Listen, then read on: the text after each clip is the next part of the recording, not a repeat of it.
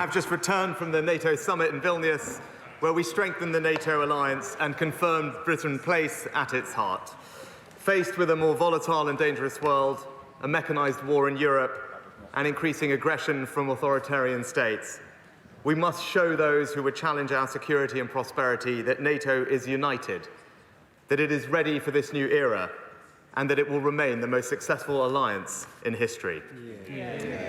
Mr. Speaker, together with our allies, that is exactly what we did in three specific ways. First, we acted decisively to strengthen the alliance.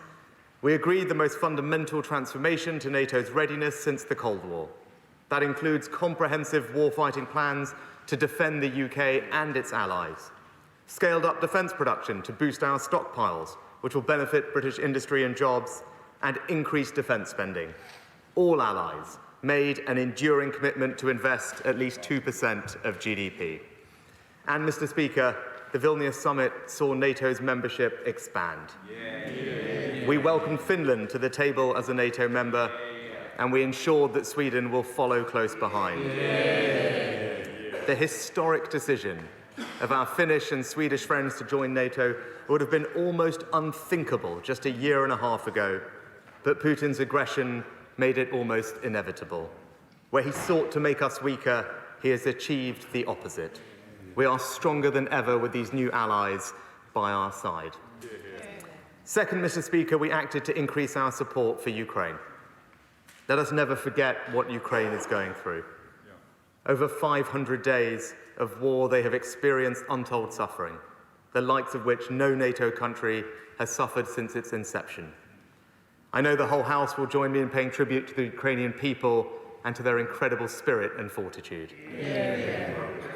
They're still standing strong and defiant, and the counteroffensive is making progress.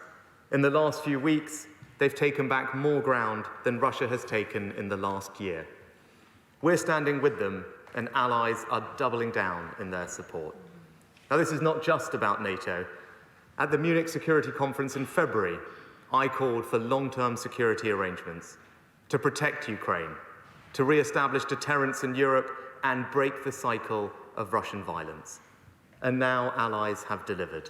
Yesterday, G7 leaders came together to sign the joint declaration of support for Ukraine, agreeing to provide the long-term bilateral security commitments that Ukraine needs and deserves. These commitments mark a new high point in international support for Ukraine, and more allies will be signing up to add their support. But let me be clear, this is not a substitute for NATO membership. We took a big step in Vilnius towards bringing NATO into the alliance. The summit communique echoed the UK's long-held position that Ukraine's future is in NATO.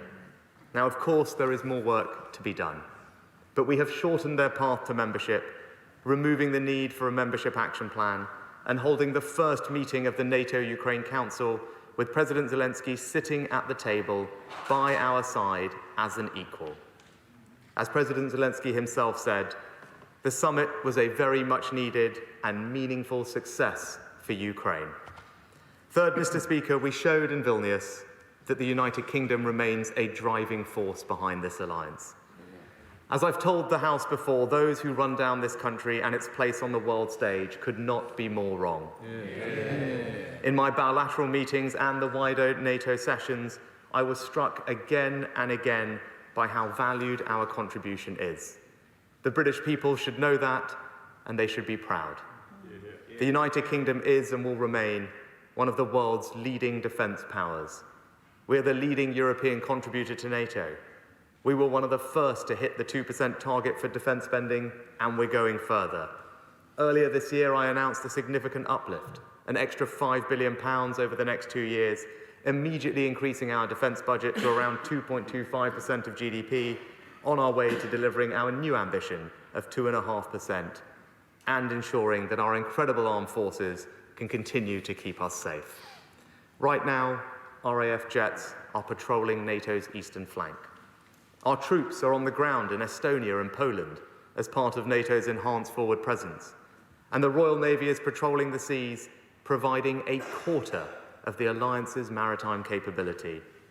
We're one of the only countries that contributes to every NATO mission. and we'll keep playing our part as a leading nation in the Joint Expeditionary Force too. We're building deep partnerships like AUKUS and the Global Combat Air Programme, and we're using our leadership and technology to keep NATO at the cutting edge, hosting the European headquarters of the Defence Innovation Accelerator and holding the first global summit on AI safety in the UK later this year. We're also leading the debate on tackling emerging security threats, including the migration crisis. I've called on NATO to play a stronger supporting role here, helping southern allies build their capabilities. Now, this leadership in defence and security is matched by our diplomacy, strengthening our relationships around the world. In just the last few months, we've concluded negotiations on the CPTPP. We've signed critical minerals partnerships with Canada and Australia, a semiconductor partnership with Japan, and the Atlantic Declaration with the United States, a new kind of economic partnership in a more contested world. And Mr. Speaker, there's no better example of our ability to bring all these elements together and lead on the world stage than our restrictions against Russia's economy. Last month, we hosted the Ukraine Recovery Conference, raising over $60 billion to help rebuild Ukraine's economy and bringing in the private sector to help unlock their economic potential. And as the House knows, we have backed Ukraine's fight for their freedom and sovereignty since the start.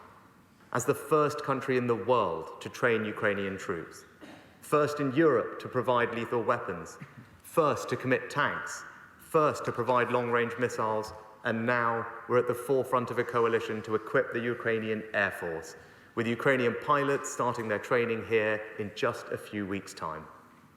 Mr. Speaker, we do all of this because it's right, because it protects our values and our interests, because it keeps our people and our allies safe, and because, quite simply, it's who we are as a country. Yeah. We were there at the start of the NATO alliance, and this week we've shown once again that we remain at its heart, leading it into the future. And I commend this statement to the House. Yeah.